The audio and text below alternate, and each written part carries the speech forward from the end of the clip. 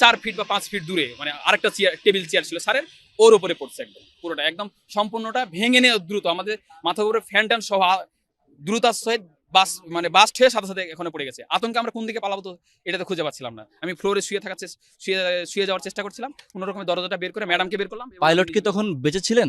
আমি ওটাতে খেয়াল করিনি, ওখানে আমি বুঝতেই পারিনি যে ওটা পাইলট ছিল।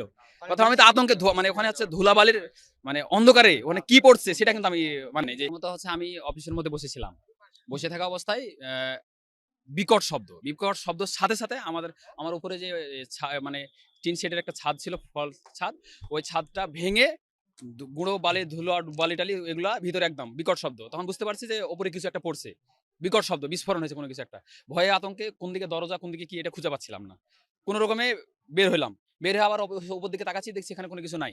পরে ডান দিকে তাকাচ্ছি, দেখছি যে ওখানে আগুন জ্বলতেছে। হ্যাঁ, পরে দেখে দিক দিয়ে ঘুরে আসলাম, ওখানে বিমান পড়ছে। ওখানে আমি বের হয়ে আসার সঙ্গে সঙ্গে রাস্তা আছে, রাস্তা থেকে সিঁড়ি থেকে নামছি, সিঁড়ি থেকে নেমে দেখতেছি একটা ডেড বডি। ওখানে ওটা সম্ভবত গার্ডিয়ান বা হয়তো টিচার মানে বড় মানুষের ডেড বডি, মস্তিষ্কের অর্ধেক নাই। প্লাস হচ্ছে তারপরে হচ্ছে একটা বাচ্চা, তার বাচ্চার একটা ডেড বডি। তারপরে হচ্ছে যে ওই বিমানে তো তখন আগুন অলরেডি জ্বলে।